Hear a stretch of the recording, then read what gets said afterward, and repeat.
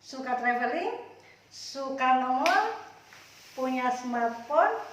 Kalau jawabannya semuanya ya, berarti sudah memenuhi syarat untuk bisnis jasa titip. Bisnis jasa titip adalah bisnis yang sedang ngehits, memungkinkan kita berbisnis dengan keuntungan besar tanpa modal. Ingin tahu lebih banyak, ingin tahu lebih dalam, mari kita simak dari A to Z. Selamat menyaksikan.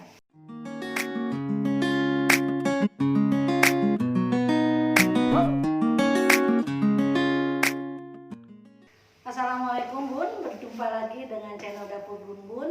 Saya ingin memperkenalkan kepada Bunda, kepada teman-teman semua, usaha jasa titip. Jadi saya mengenal jasa titip ini waktu suatu saat saya pergi traveling. Tour leader saya cerita bahwa di kota tersebut atau di negara tersebut satu handphone merek tertentu itu sangat murah.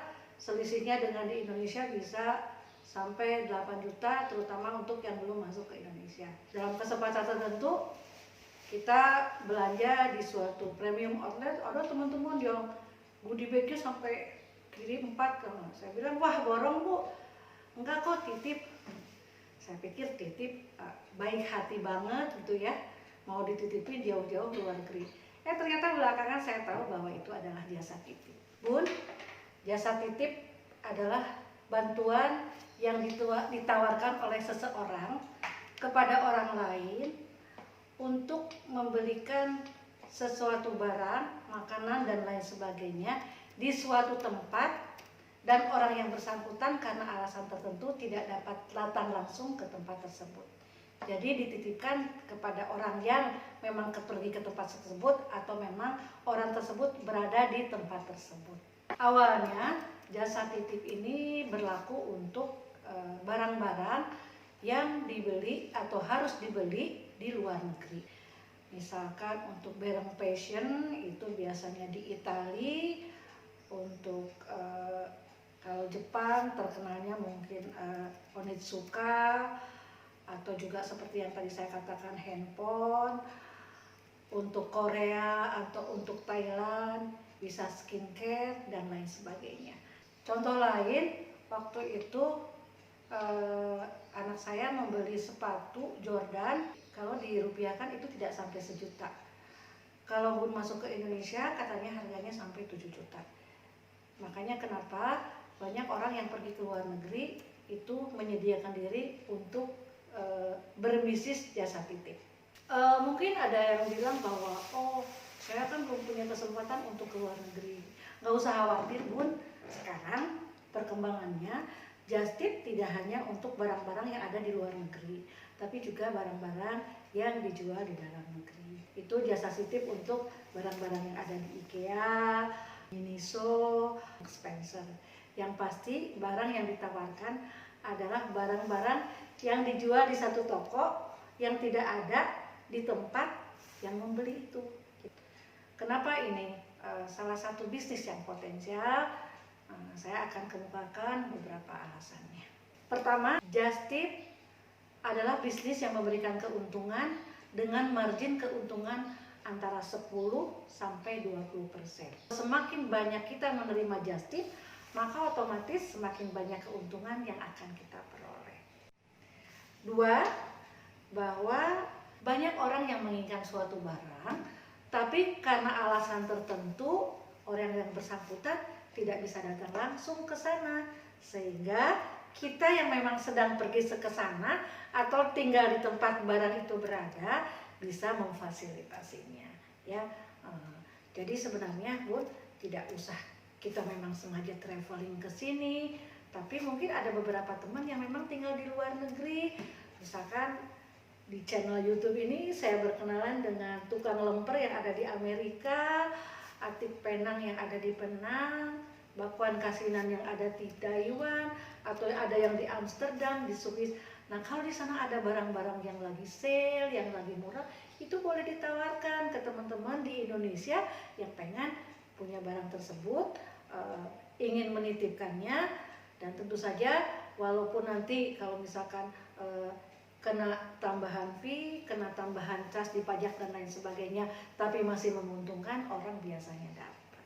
Ketiga Bun, untuk memulai usaha ini terkadang kita tidak memerlukan modal. Cukup smartphone, cukup akses internet, kita foto barangnya, kita upload di media sosial, kita tawarkan. Kemudian kalau ada orang yang suka, kita tawarkan harganya plus fee yang kita minta, kemudian yang bersangkutan mentransfer uang itu, kita membelanjakannya, maka kemudian orang itu akan menerima barang sesuai dengan pesanannya. Jadi sama sekali tidak memerlukan modal, hanya memerlukan kepercayaan dari orang yang menitipkan barang tersebut untuk kita beli. Keempat Bun, Just Tip itu merupakan solusi bagi mereka yang suka traveling. Dengan menerima Just Tip, otomatis biaya yang harus dikeluarkan traveling itu akan dapat diringankan atau dibantu dengan keuntungan-keuntungan yang kita peroleh pada saat kita menawarkan Just Tip.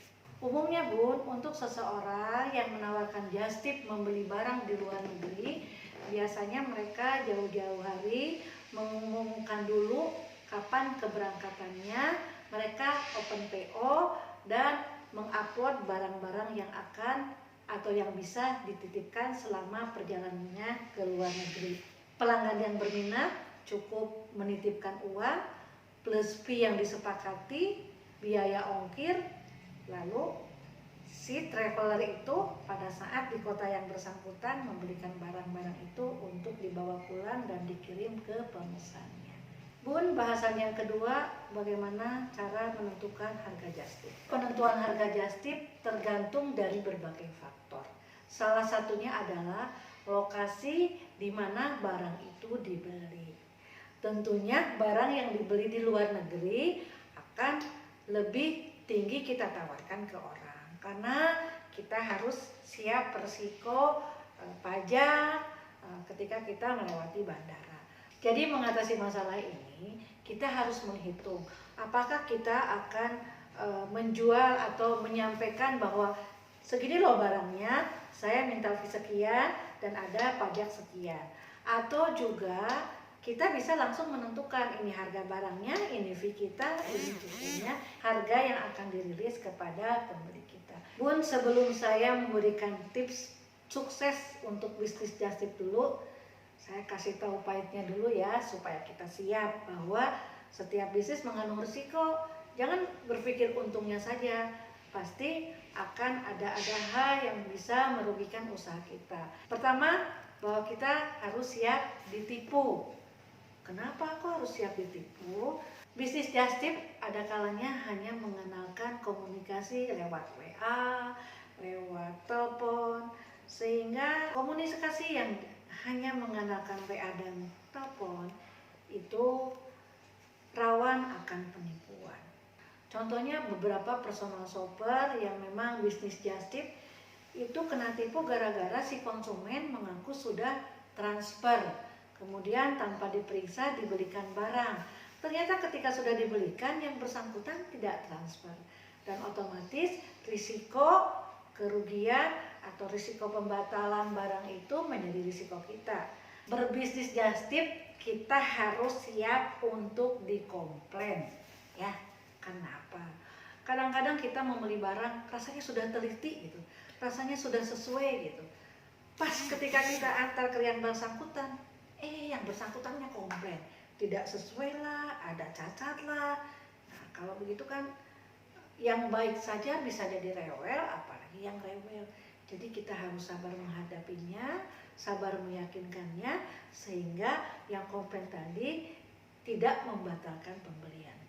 Hal ketiga yang menjadi risiko Just Tip adalah adanya kelelahan dan kejenuhan. Pun kita keluar negeri pasti ada alasan tertentu. Nah, ujuk-ujuk aja kita pergi, iseng mau ke luar negeri, enggak. Mungkin alasannya bermacam-macam, ada yang memang sengaja traveling, atau juga mungkin ada yang dinas, atau ada yang keperluan tertentu. Yang pertama kita akan disibukkan untuk mengurus kepentingan pribadi dulu. Kita akan sibuk, misalkan kalau dinas kita sibuk rapat, kita sibuk pertemuan. Kalau traveling ya kita sibuk untuk mendatangi destinasi-destinasi tertentu.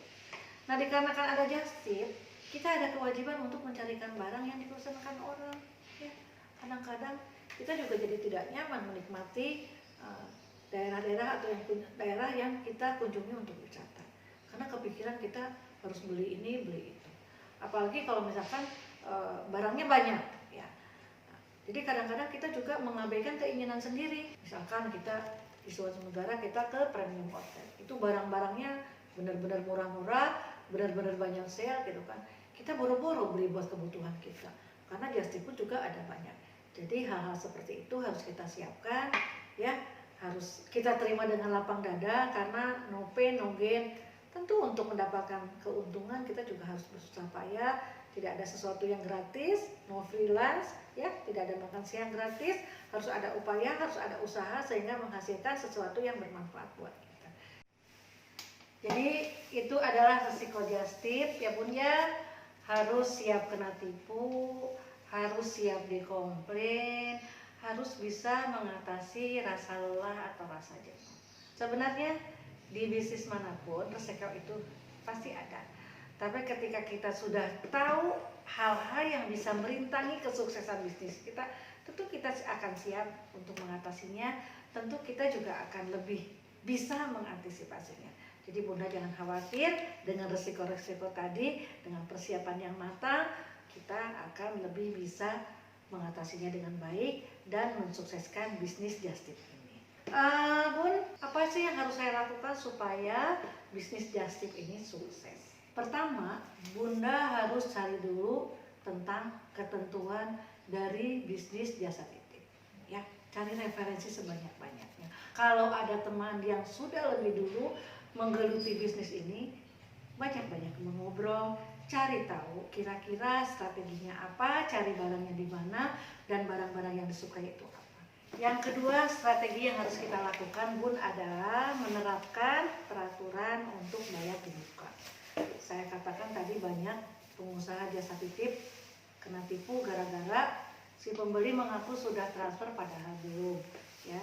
Jadi terapkan ketentuan untuk bayar di muka, transfer dulu bukti transfernya, sehingga ketika kita yakin bahwa yang bersangkutan sudah transfer, kita bisa memenuhi untuk membelikan barang yang dititipkannya. Yang ketiga adalah menentukan target, jenis, dan kuantitas barang. Ya, Bun, kalau kita berpergiannya seorang diri, tentu kita juga ada keterbatasan untuk membawa barang. Tentu kita juga harus memperhitungkan biaya-biaya yang kira-kira akan ditentukan ketika kita overload. Jadi Bunda tentukan barangnya apa, kuantitasnya berapa, jenis barangnya apa. Yang keempat, mematok komisi jasa titip yang sewajarnya. Bisnis jasa titip ini tentu juga akan ada saingan. Tentu orang-orang yang biasa membeli lewat jasa titip, mereka akan mempertimbangkan. Jadi kalau kita menentukan fee yang terlalu tinggi, itu dengan sendirinya bisnis ini tidak akan berlangsung lama. Bun, strategi kelima, kita harus mulai melakukan pemasaran di lingkungan terdekat. Karena seperti yang saya bilang tadi, kalau kita menentukan bahwa mereka harus transfer terlebih dahulu, kemudian kita belikan barangnya, tentu memerlukan kepercayaan yang tinggi. Supaya kita bisa memperoleh pelanggan yang mempercayai kita, maka pemasaran dilakukan terhadap orang-orang terdekat, keluarga, teman, ya. Walaupun mereka keluarga atau teman, tetap kita berikan pelayanan yang profesional. Bun, strategi yang keenam adalah sering-sering datangin mall. Kemudian pilih atau cari tahu barang-barang yang sedang ngetren dan disukai banyak orang. Kemudian barang-barang itu kita foto, kemudian kita posting di media sosial. Itulah barang-barang yang akan ditawarkan kepada calon pembeli kita. Pun strategi yang ketujuh adalah bikin pemasaran yang menarik.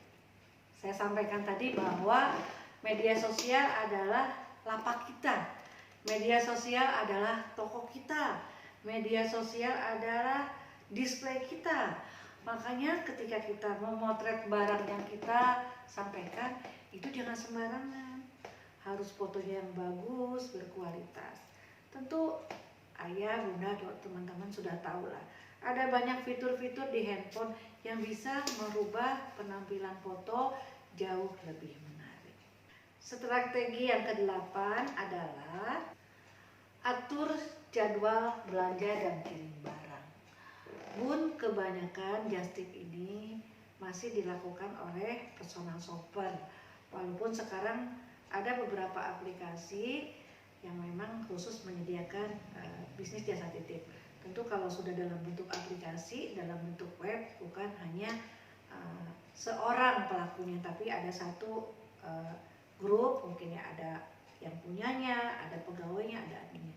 Tapi untuk yang masih personal shopper, yang masih perseorangan untuk bisnis ini, Anda harus menjadi orang yang multitasking. Mulai dari memotret produk, mengunggahnya ke media sosial, melakukan chatting, melakukan penawaran, menjelaskan barang, dan lain sebagainya.